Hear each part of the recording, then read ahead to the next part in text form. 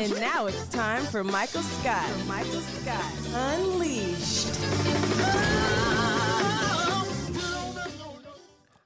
I love that new song at the top. And that's from Dreion. Dreion. You'll get there. I was practicing. Daydree like tree. Yes. Dreion. A lot of energy. Nice way to start the show. Hey, everybody. Welcome to another episode of Michael Scott Unleashed. Joining me, as usual, my cohorts, Katie Rain, Cam Boham. Why do you laugh? Well, you're just forgetting letters. I think, aren't you Rains with an S? And I'm Broham with an R? Oh, did I say Boham? And you're like Dreion. I said it right. I can't not say his name right. Right. Did I drop the S and drop the R? Yeah. Oh, okay. Oh, Mr. Boham over here. I'm playing Scrabble. I'm saving letters over here. Right. I'm like. And the S and the R are the least valuable Scrabble letters, by the way. Oh, gosh. He decided to take them away. Okay. Gonna be a day. I like it. It's going to be a day. Today's June 6th. Let's get a little solemn here, okay? This is, I think it's the 79th anniversary of the landing of Canadian, British, and American troops on the beaches of Normandy. And there were 5 different beaches which were assaulted by these allies. And one of them was Omaha Beach. And no, Katie, Omaha Beach is not in Omaha. I know now. She learned that today. I did. Come on, Cam. You've been waiting to get to. Yeah, we had a great experience this morning trying to describe Omaha Beach and its cultural significance in the world. And now I know. And now you know. Well, you're looking at video right now from the movie Saving Private Ryan. And the first 20, 25 minutes deals with the landing on Omaha Beach.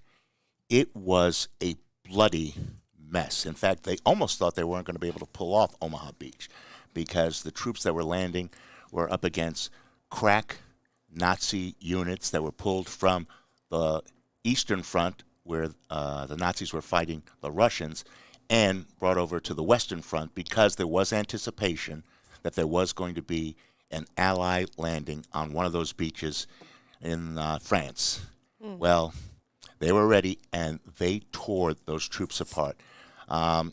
You'll see here coming up in this video, as soon as the doors to the landing craft came down, these guys were ripped to shreds by machine gun fire, and many of them tried jumping over the vehicle and into the water, but they were loaded up. And, you know, we've watched movies for the last 70 years of this landing, and it looks pristine compared to what Spielberg did. It was a mess, but they prevailed. They were able to get a stronghold or a foothold and then start moving troops in. And that's a little bit, well, as you see what I'm telling you about the guys in the water here right now. So we thank you. They prevailed after that? Yeah, I mean, you think about it. The majority of these guys were 18 years old.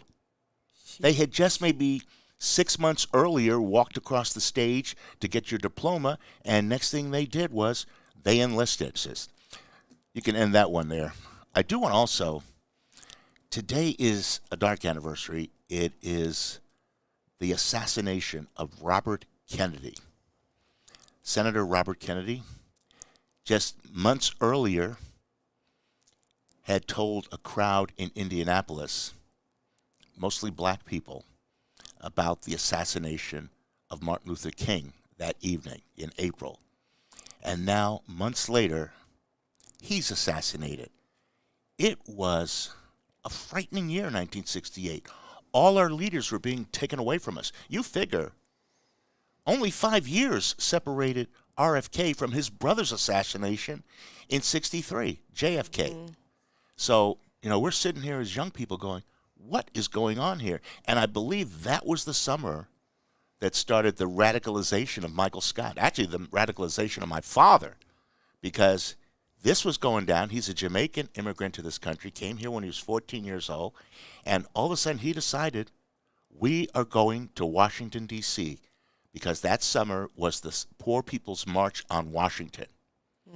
And Dad said, King may not be here, but we're going to be there. And the turnout wasn't as big as the 1963 March on Washington. But my father grabbed me. I was 14. My sister's 12, and the other one is like 9. And we, all four of us, stayed in a motel room together.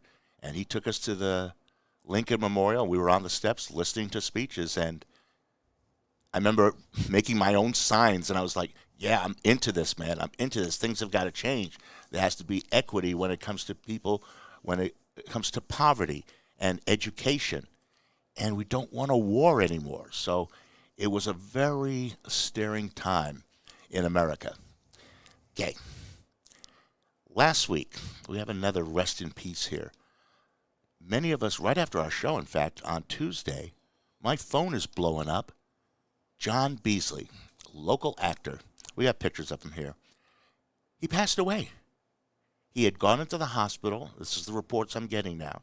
He had gone into the hospital because of a liver test, and next thing you know, he died. He was 79 years old. This guy, I think to me, the first big film I was really impressed was he played The Rock's father in Standing Tall. I said, oh, you could pull that off. It kind of looks like he could be his father.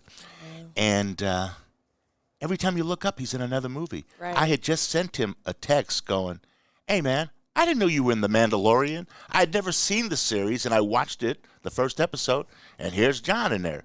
He's the bartender, like in the first 5 minutes of the movie. So I was happy to see that there are black people in the future for Star Wars, outside of Billy D. Williams. Skull, brother. No, anyway. But yeah, that was a tough one. I grew up with him. Well, you saw on Facebook, everybody was sharing pictures that they took with him. Yeah. And everybody had a positive story to tell about this guy. Because he was, even though he was famous, he was one of those individuals that didn't let that ever get to him. And he was really one of those individuals that was truly down to earth and very uplifting and very approachable. Yes. So, he wasn't like, get away from me if you walked up to him. It was all smiles and energy. And he started his own theater group here, too. Uh-huh. Yeah. Yep. I should let you know that today at 3 o'clock from 3 to 8 will be visitation, for John. So Yes. I'm planning on being. That's why I'm wearing dark colors today. Yeah, I'm planning on definitely being there too. Like I said, I grew up with him in Hope Lutheran Church. That was his home church, and that's where I went to church. Did you have any pictures? Did you post any pictures of you two together? Oh yeah. I'll have to go take a look. Because he was always very supportive of the Love Jazz Center. Oh, that's right. Art Center. Yeah. Okay, now do we have Dreion? Getting so close. Is Dreion Yeah, he's here. on? He's Yeah, here? He's here. And then, so Dreion, he'll be able to tell us more when he gets on, but I want him now. he gave Dreion one of his first gigs. Okay. I'm seeing Dreion. You there with us, man? Hey, Mike, how are you? Hey, man, I'm practicing your name. Am I getting it right? Dreion, right? Yes, Dreion. Dreion, thank you. See, he says it so smooth that you're just like, yeah, that's it. And I'll let him even call me Mike. That's okay. I was going to say, you called him Mike and got away with it. I got the dirtiest look the other day when I did it. That's because you're cool, dude. Well, you're cool too, Cam. I'm all right. Oh, I figured Dreion is young, so I let him get away with it every once in a while. Hey, you have a Beasley story to share. I do. Actually, it's quite ironic. I grew up when I moved from North Omaha. I moved to out closer to like 108th and Maple, and there's a Hy-Vee out there.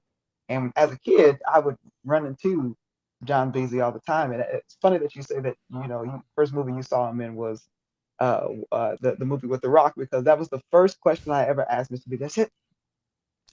You're that guy from Standing Tall, or That was it, Standing Tall, yeah. and he goes, yes. And I said, how was it working with The Rock? That was the first question I ever asked. It's a good question, though. Yeah. In the middle of a Hy-Vee parking lot, and he was a great young man. He was always cool like that. As you said, he was approachable. He was somebody that was very, very easy to talk to. Mm-hmm. And so years later, as I become an artist that is kind of coming up in the city, I actually was able to be a part of the production of The Wiz that Omaha had done, that was made possible by the John Beasley Theater. Hmm. And that was my first professional opportunity in the city of Omaha. I was still That's very young. so I was in middle cool. school, but and I wanted to play the Scarecrow, but I was too young. So I played all these little different small roles, and I got to meet him again. I didn't take any pictures. Well, there probably are pictures, but there was so much happening at that time. I was young. I don't have any of that stuff, but he was an incredible, uh, giving individual, and it sets the mark for me as an artist and as a performer because that was my first professional opportunity, and getting my feet wet in the music industry and the theater industry and so on and so forth as well. If you didn't play a scarecrow, what were you, like a munchkin or something? Yeah, I played. I believe I Because you played. said you were young, so you're small. They go, "I'll make him a munchkin." Yeah, I played one of the citizens and one of the munchkins and one of the crows. I played a couple of different things. So it was I played it was small but humble. That's cool. Hey, I appreciate you jumping in here to give us your thoughts on John. Also, I want to thank you. We are using your music for our opening credits. Oh, wow. You didn't see that now, huh? What was that? Get On Up from James Brown that he did?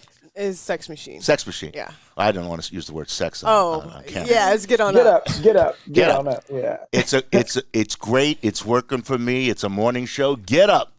Yeah, I love it, Yes. man. I Wow. appreciate it.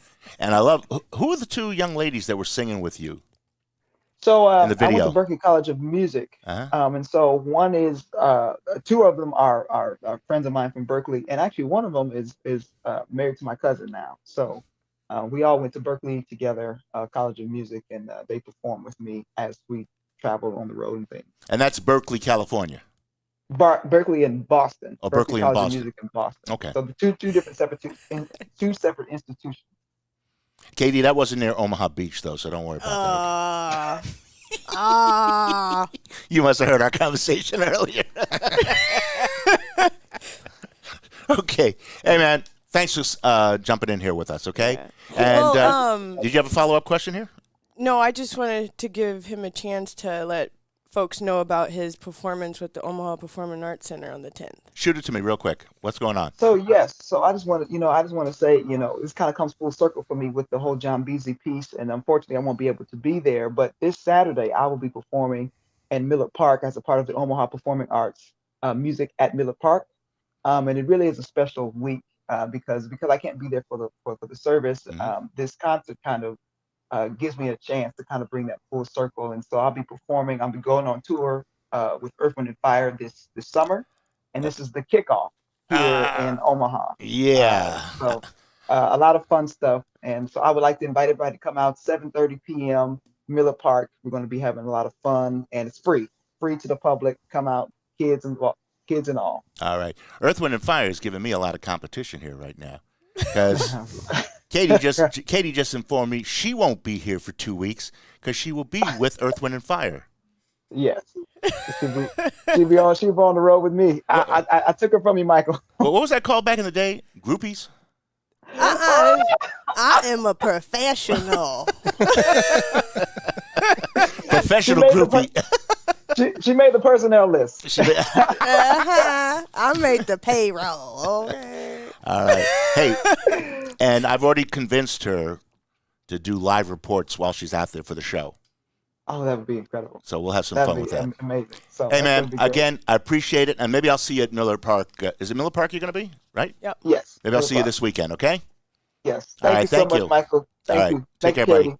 You're welcome. Hey, we're going to take one of our first breaks. It's been a long first segment. When we come back, we are going to have one of my favorite people, Vicki Young. I met her when she was with the NAACP as the president, and now she's handling Native Omaha Days. So sit tight. We'll be right back. Yeah.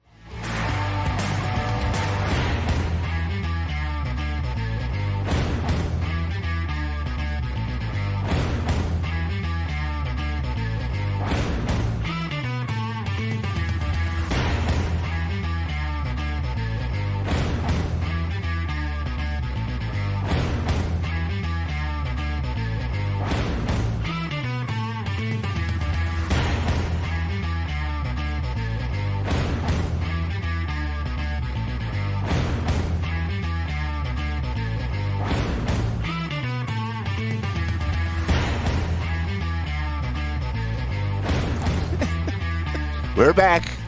We're back. With me is Vicki Young. As I said, I met Vicki. It was NAACP. It was the first time we worked together. And was it last year we had that little birthday party thing we went in the limo? I believe so. Yeah. Yes. We spent some time in a limo together. Yeah. We'd have called you, but the phone in the limo would butt it. It was adventurous. It was. It was an adventure. A spontaneous adventure. Oh, yeah. We almost got in a fight, too, in the parking lot. You too? Not her. Yeah, I missed all Oh, that. I could take her, no problem. But, Yeah. I'm like, Yeah. wait a minute. but no. Vicki, Yes, sir. but all seriousness. So, explain to people, because we have people outside of Omaha who are watching us. Okay. What is Native Omaha Days? Native Omaha Days basically is what I would call a homecoming of folks who once lived here in Omaha who have moved away for various reasons. That particular week, everybody comes home. You know what? While you're telling that, we got pictures of the parade here. Let's take wonderful. A look. Yeah, you keep going. So we have school reunions. We have alumni that just come home and they have, reunions during that time. And then there's a calendar of events for that whole week for Native Omaha Days. So that's what it's about, is coming home. I tell you, a few years ago, you know John Turner, the photographer? Mm-hmm. He and I walked the length of 24th Street with the camera rolling. And the people, well, first of all, who remembered me from 20 years ago. Oh, of course. They're going, hey, you covering Native Omaha Days? I go, yeah, whatever. And the stories of people said, hey, this is where we're going to be whenever we hear it, because this is where we find family and friends. Right. And so that's something that happens all that week, especially in the evening. But as far as like the specific event itself, is called the stroll.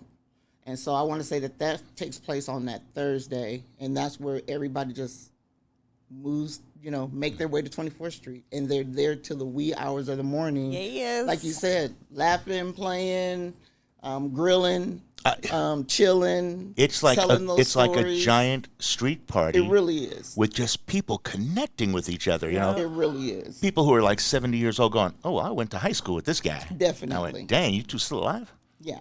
Yeah. And then it takes, people like Brenda Council who, just has that memory and can tell you, hey, Yes. So-and-so lived here. There was a business that once stood there. I remember having ice cream and going to the movies here and there, and that's, to me, is the blessing in knowing folks who grew up during that time who kind of help us celebrate Native Omaha Days. Tell us about the parade. Oh, my goodness. So the parade itself is July the 29th. That's that Saturday. The route is going to be from 30th and Lake to 30th and Sprague, starting at 10 a.m. And right now we're in the process of registering folks to participate, whether it's drill teams, fraternities, businesses, our elected officials. We just want everyone to come and be a part of what I call the largest rolling meet and greet on 30th Street. You talked about the politicians. It is great to see all these politicians out there. The smart ones. Yes. The smart ones who Yes. get out there. Yes. They be out there. Well, I want to put this out to our elected officials, because we do have those who they pay to register. And then there are those who show up, which that's fine if you want to show up, but we're just asking that you also pay the registration fee, because otherwise it gives this appearance of you taking advantage of that opportunity. Did Don Bacon try to stiff you? I'm just joking. No. He has already registered. Thank you very much. Hey, you know what? I told him to bring it, and he said he is going to bring it. Don Bacon, Listen. he and I may be on different sides of Yes. the spectrum, or different ends of the spectrum, but he does come through. Yes, he does. Because when we used to do that radio show, he would be up there. Going, do you know where the black community is? He goes, I can find it, Michael. I can find it. Well, he was happy to oblige, and he has registered to be a part of the Native Omaha Days Parade. What kind of a crowd turnout do you get at these things? Oh, my goodness. Well, because I've been doing parades forever, seems like, you have the first part of 30th Street right there from Lake to about Benny. Mm-hmm. Those are kind of the laid-back folks. They bring their lawn chairs. They got their little coolers. They're chilling. But then once you cross over Bedford, it's a whole nother dynamic. You got kids, adults. You have grandparents looking for their grandbabies in the drill teams. It's just, and the crowds are huge. And so we're just looking for this to be probably one of the biggest. The parade gets bigger and bigger every year. And so we're just looking for it to be even bigger this year. You know who got me involved in my first Native Omaha Days? Phyllis Hicks. Really? Because she had the Salem Stepping Saints. Yes. And yes. she was like, Michael, you got to come see my kids. Yes. Come see my kids. Yes. And I'd only been in town a couple of years. It was like, she took me under her wing and said, here's where you got to be. And that's what folks look for are the drill teams. Mm-hmm. And so we're going to give a special shout out to Durante Stevens and the Destruction Drill Team. They are celebrating 10 years. And so I'm looking forward to seeing what he's going to bring to the parade because he usually, as they say, show up and show out. Again, floats is a big thing this year. The last Native Omaha Days, we had about 7 floats. So we're looking for it to be even bigger. Now, you folks, did we have to cancel because of COVID? We had a year? Yeah. We had to cancel Juneteenth. Juneteenth was because Juneteenth was still in that phase where people, we just didn't want to bring people together in the middle of a pandemic and cause other folks to get sick. So we said, hey, community, give us a little leeway. Let's pass on Juneteenth parade and let's get ready and turn up for Native Omaha Days. That's what we did. Someone who's unfamiliar with North Omaha is probably watching going, Native Omaha Days and Juneteenth in 1 month. These guys like to party. Well, I mean, and that's what we do, because, the Juneteenth and Native Omaha Days kind of fell under my umbrella because at that time I was the president of the NAACP and we coordinated the Juneteenth parade. So every other year there were 2 parades, and this year it just happens to be 2 parades. All right. Anybody out there watching right now interested in being whether one of the floats or part of the parade, who do they go to? Who do they talk to? So I'm the coordinator, Vicki Young, but you can also, we encourage everyone to go to nativeomahadays.org. nativeomahadays.org. And that has all the information about getting registered? Yes. And spectators do not need tickets, just bring your own BYO lawn chair? Oh, yeah. Come. Bring your families and be ready to have a great time. Any final thought you want to share? There's no place like home. That's kind of our little tagline for Native Omaha Days because it's true. We go away, but then we come back home, and there's no greater joy or greater comforting feeling to come home and then to be celebrated or have a reason to celebrate. All right, Dorothy, thank you very much. You're welcome. No place. There's no place like home. Thank you. Thank you. Thank you. Appreciate it. This We'll is talk awesome. to you. Thank you. We're going to take a break. We're going to be back with Marlon. Let me try it. Okereke. He said it's like carrot cake. That's what he told me. Let's make it sound like carrot cake.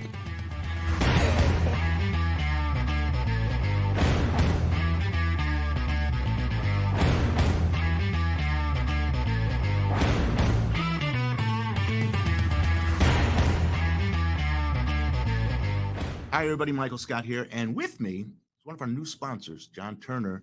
I call him the king of cracklins. He is selling cracklins, pork rinds, for those of you uninitiated. Tell us about it. Well, it's an excellent little product. People really like them. They do a nice job in the production of them, and the price is competitive, and it goes great with your favorite beverage. John, your favorite beverage. help me out here, though. For like 40 plus years, I knew you as a photojournalist, Right. and I come back to town, and you're like the king of cracklins. What made you get into Well, this? like any business, you have peaks and valleys, and when we would have a valley in the business, then we would sell cracklins to put our ends together. And during the COVID, when people didn't really want to interface, then we were able to put them into stores, get them in the stores, because people still had to eat, even though they had COVID. Excellent. And so it's an excellent product. It's a tasty product. People really like them. And people we're seem all to over- like it we're all more than over. pork rinds. Oh, yeah. Because the fat's on here still. Yeah, the fat's on here, and they got a crunchy taste, and they're very, very tasty. All right. Hey, it's called Cracklins. It's in your local stores. Right. Just to let you know, what started out as a little hobby for him now turned into 250 cases of Cracklin a month. John Turner, thanks for supporting the show, and thanks for being on with us.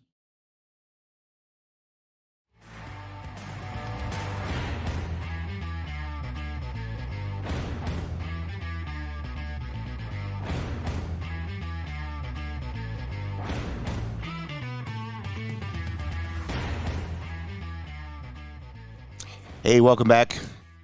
You're all thinking about Cracklins right now, aren't you? We've been talking. We're sitting in here in the studio just talking about it. Those things are good. Yes, Vicki? Yes. Yes. They're fantastic. Moving on. Well, you can't eat Cracklins, can you?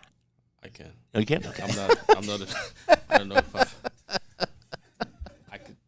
I'll try it. You know what? This man here is brave. This is Marlon Okereke. Yes, sir. Is that right? That's beautiful. Like carrot cake. That's what he told me. And he is a soccer promoter. And I met him at a cigar bar last year sometime. He walked in with another gentleman from Nigeria. Actually, no, he was from Holland. He was from Holland. Yes, so he's my international partner. Okay. Yes. Well, these two guys walk in, and I'm told they're pitching soccer. Now, I'm not the biggest soccer fan in the world, and he knows that coming here today because I busted his chops the first time I saw him, okay?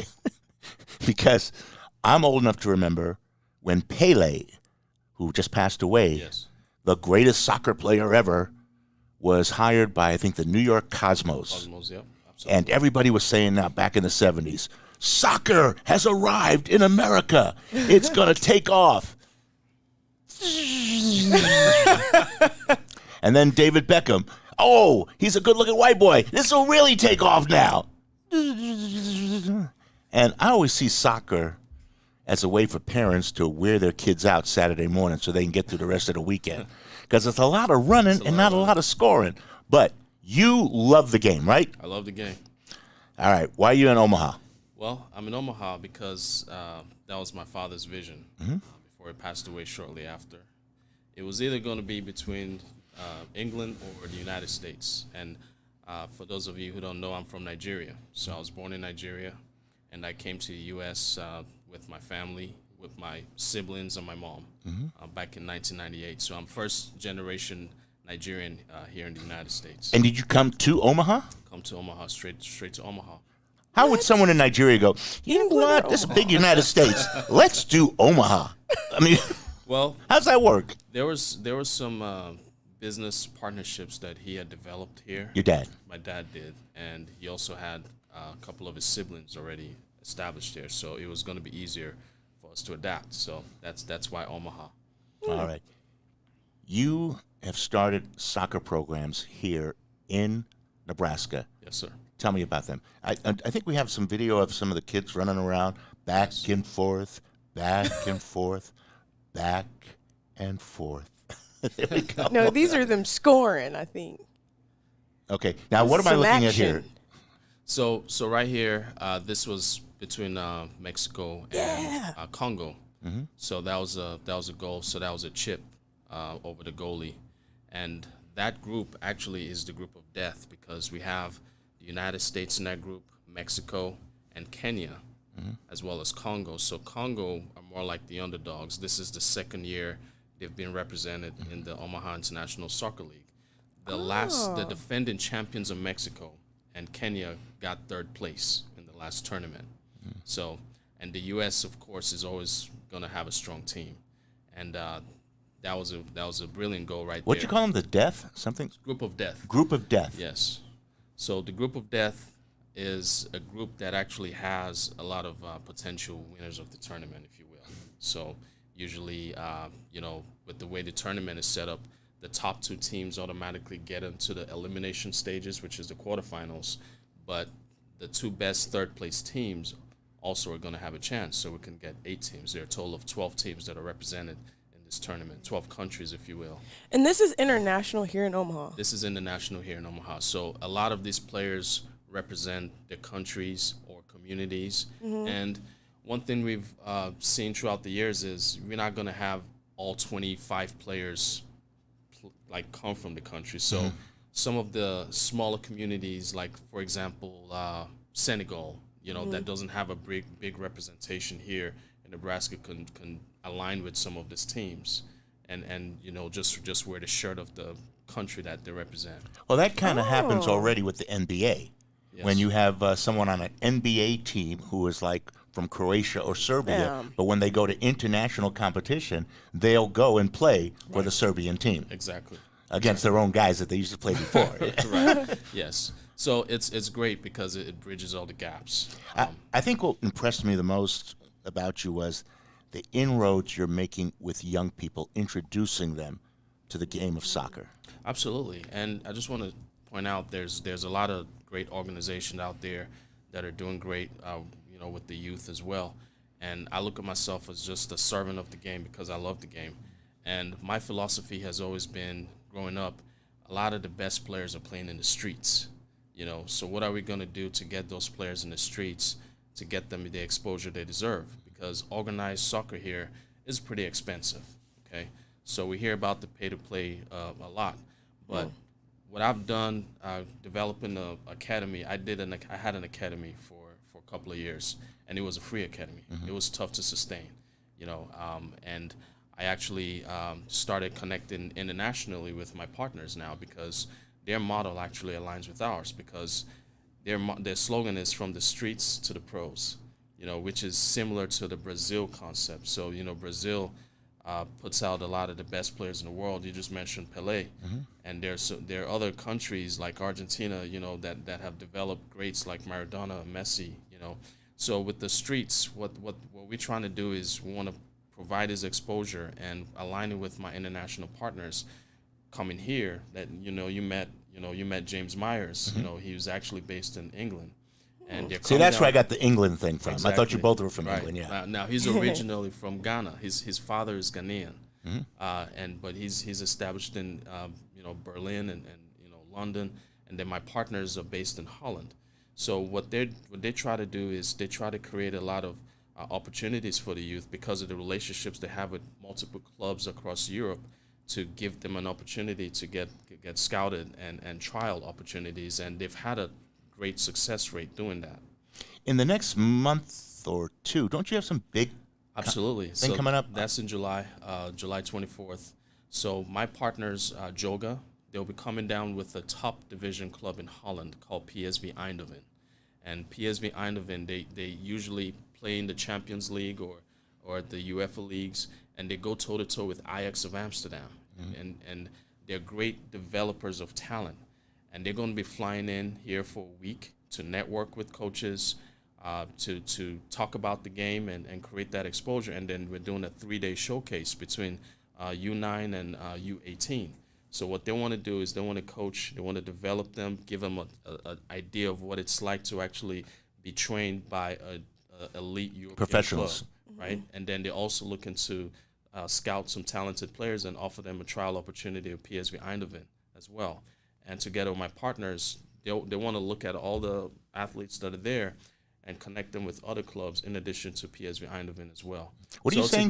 PS what? PSV Eindhoven. So Okay. Eindhoven is a city in Holland. When you heard the PS part, I was thinking PS 127, where I went to school. So Okay.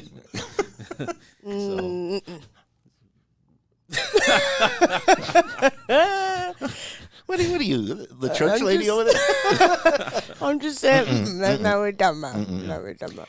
How old are these boys? So Too old for you. in the No, tournament. I think they're too young for me. So in the tournament, right? Yeah. Okay, yeah. So in the tournament, the age ranges are anywhere from 16 to 40, Oh. 41. Oh. I Well, actually then they're not too old. For I me. actually did play one too young. game, and I was hurt for 5 days. Going Oh, against wow. these young boys.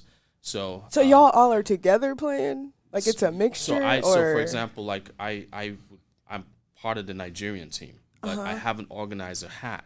So I wasn't planning to play at all, but we lost the first game to South Sudan. So you was like, 5-2. So I was like, okay, the well, I'm game. gonna suit up today, So I marshaled the defense, and we got the win against a Sudan team. So, and the great thing about this league is there's a lot of historical backgrounds with this country. So, for example, Sudan was one nation, and then South Sudan came out of Sudan, and gained their independence. This was fairly recent. And now you have Sudan and South Sudan in the same group. Okay. So a lot of times people would call them North Sudan, but they look at themselves as Sudan. And then you can, there's differences. And then there's a rivalry between the two, Exactly. right? There's a Yes, rivalry. I bet there is. I Right, bet there is. right. I'm just trying to picture you running up and down the field here. You know what? It's crazy because I invited Johnny Rogers to come out during the opening ceremony. Well, he's got his to do new the knees kickoff. now. He could probably do it.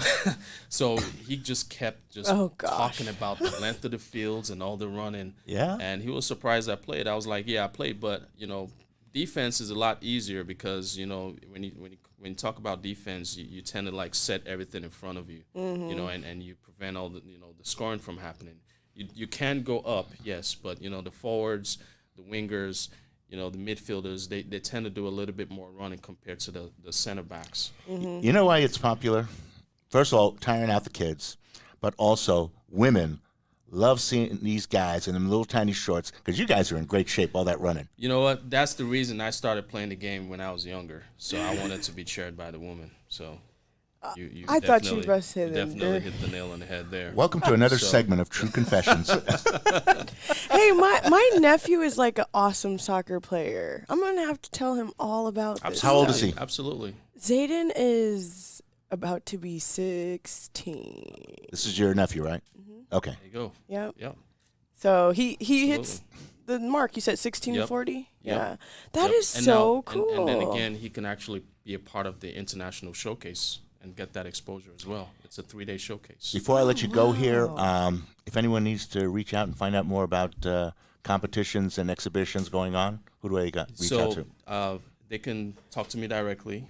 And the Omaha International, the website is omahainternationalsoccer.org, and it can connect them to all our social media sites, Facebook, Instagram, Twitter. We also have a YouTube page as well. And we'll probably see this interview on there now, right? Yes, absolutely. You already got it.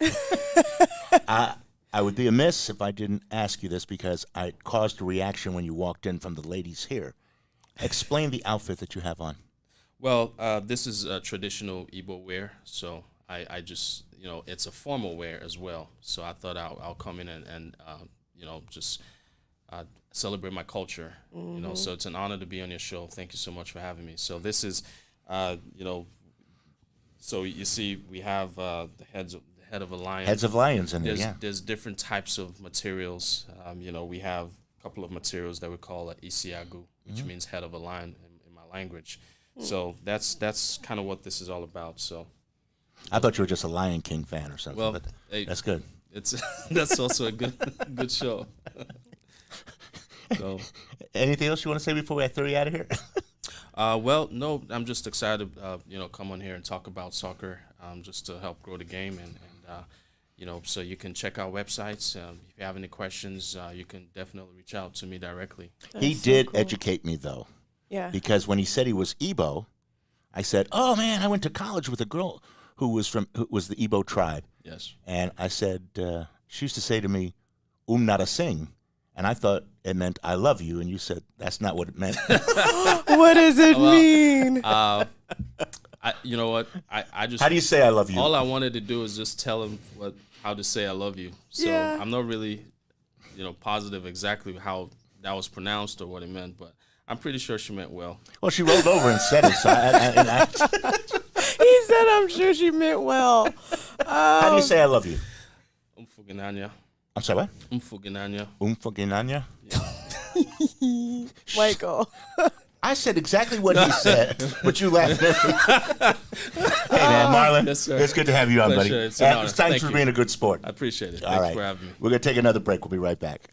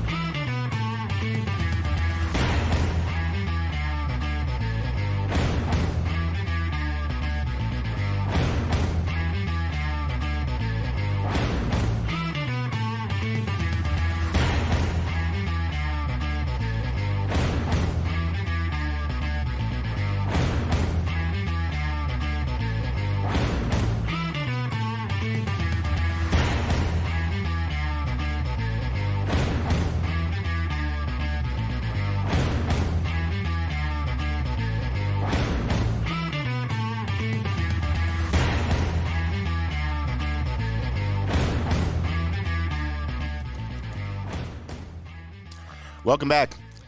A couple little things here. Yesterday, another Republican joined the race for president. I believe now that is 7. This gentleman's name is Senator Tim Scott. He is from South Carolina. He is black. And I'm not talking about like Obama black. I'm talking about black, okay? From South Carolina, and he's a Republican. And he was on The View yesterday. And if I'm ever home in the morning, I always turn to The View at 10 o'clock. I want to hear what the ladies are talking about. And they were looking forward to crossing swords with this guy. Let's take a little look at some of the exchange that happened. I think about, and one of the reasons why I'm on the show is because of the comments that were made, frankly, on this show, that the only way for a young African-American kid to be successful in this country is to be the exception and not the rule. That is a dangerous, offensive, disgusting message to send to our young people today, that the only way to succeed is by being the exception. I will tell you that if my life is the exception, I can't imagine. But it is. But it's not, actually. It's been 114 years. Yeah, so the fact of the matter is we've had an African-American president, African-American vice president. We've had 2 African-Americans to be secretaries of the state.